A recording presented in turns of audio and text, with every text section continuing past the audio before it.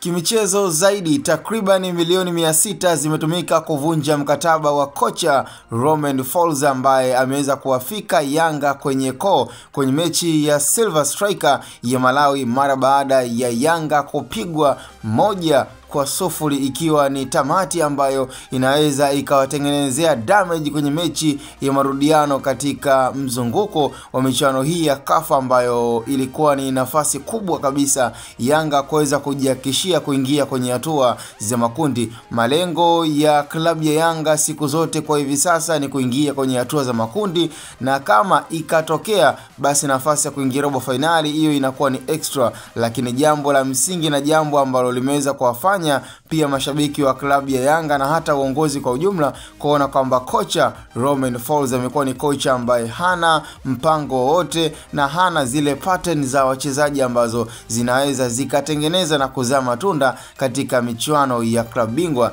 Na ikiwa kwa misimu mbalimbali Yanga kwa hivi sasa amekuwa na ndoto kubwa za kutamani Yanga iweze kufikia malengo ya hata kuingia nusu finali ya michuano ya klabu bingwa, lakini hatimaye huenda ndo ingekuwa safari ya mwisho kwa hivi sasa ya kuto kuingia kwenye hatua za makundi, huku zikiwa zimebakia timu 3 ambazo hivi sasa pia zina nafasi kubwa ya kuendelea kuwakilisha taifa la Tanzania, tukiwa na Singida Black Stars, Azam FC ambao pia walipata nafasi ya kuwafunga KMKM, ambapo nafikiri kulikuwa na nafasi kubwa kabisa ya Azam kuendelea kusonga mbele, na huku klabu ya Simba wakiwa na kiporo chao ambacho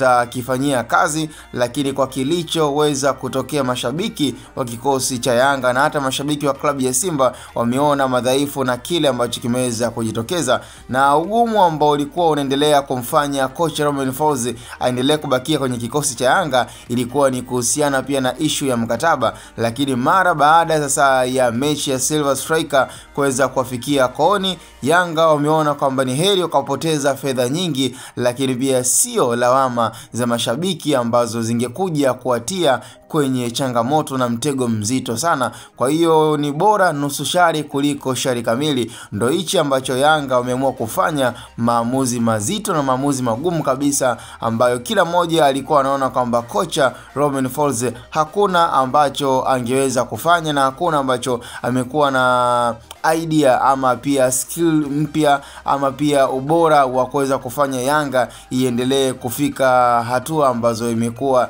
ikipambana sana kuja kufikia kwenye hatua za nusu finali ya michuano ya klabu bingwa. Yani kulikuwa na no way out na no plan B ambayo coach Romain Folz ulikuwa unamwona nayo. Kwa hiyo kwa pamoja tunamuaga kwa heri kaka Minono, kaka Romain.